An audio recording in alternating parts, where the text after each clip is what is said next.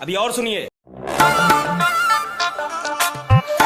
देखो लगी भाई लोग, पवन सिंह के एगो नया गीत आइल बा, आज हमनी ओकरे के रिव्यू कर जाई। तब तक तो हमनी हमारा वीडियो में बन रहा लगी नहीं तो देखो, हमारा खुला वार्निंग बा। हमारा वीडियो तारा अच्छा लगा तो देखो, आना तो भागो, ना तो हमारा माई बहन एक करे में देर ना लगी।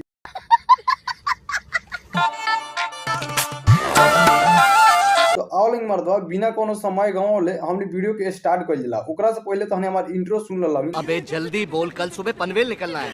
तो का हाल बा भाई लोग, उम्मीद करतानी कि बिना कोनो लहसुन प्याज खाए हे ठंडा में अंडा खा के गर्म हो गलो। तो सबसे पहले तो हमारा चैनल के सब्सक्राइब कर लेंगे मर्दवा। तो जानता लगी पवन सिंह के कौन गीतवा है? अरे नहीं, जब नहीं जाना तो काहे इतना जोर से चिल्लाता रहा? ऐसा लगा था कि तेरा डी पर मारता पीस के छाप दल गई बा। अरे बाप रे, ये तो धोती खोल रहा है।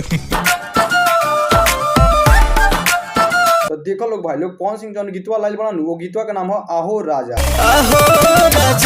ये गीतवा के आइल मात्र 15 दिन भइल बा। अब 15 दिन में ये गीतवा जाना तार लगी 23 मिलियन क्रॉस कर गइल बा। और इतना ही ना, 1 नंबर म्यूजिक सेक्शन पर ट्रेंड भी करता।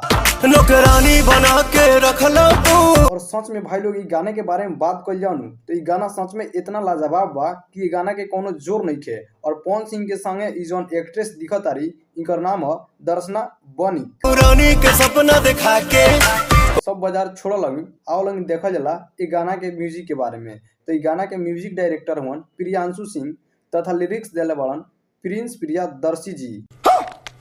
हम तोनी से पूछे के चाहता नहीं कि पवन सिंह के एक गीत के सीन कौन सा बढ़िया लागल बा, तोनी बताओ लगी। हम अपन चूज के बताओ तनी कि हमारा सबसे कौन सीन बढ़िया लागत था, तो यह है मटका वाला। अगर ये मटका के बारे में थोड़ा सा डिटेल में जानल जाओ तो सबसे पहले हमनी के जाए पड़ी अपना दादा दादी के काल में। काहे कि जब रहल लो तो ओकरा बाल्टी वल्टी के उतना जमाना ना रहलक, तो मटका लेके कहीं तालाब पर जात रहल लो और पानी भर के लावत रहल लो। तो उहे सीनवा के पवन सिंह कितना बढ़िया से दिखैले बाड़न। ठीक है।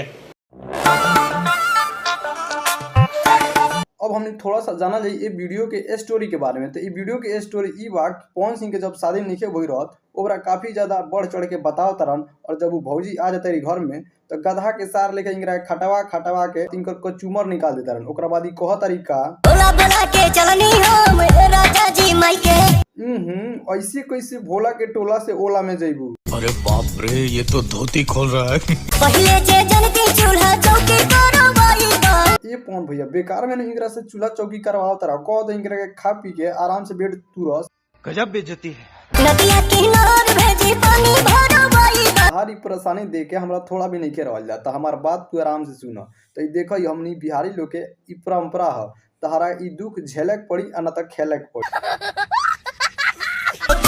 कबो ना बियाह बारा चैती। रुको जरा। अब भाई लोग, हम अपना वीडियो के इजुने समाप्त करता नहीं। तो हमारा वीडियो के दूर दूर शेयर कर लगी और हमारा चैनल के सब्सक्राइब कर लगी। मिलता नहीं एक दूसरा वीडियो के साथ, तब तक के लिए जय हिंद जय भारत।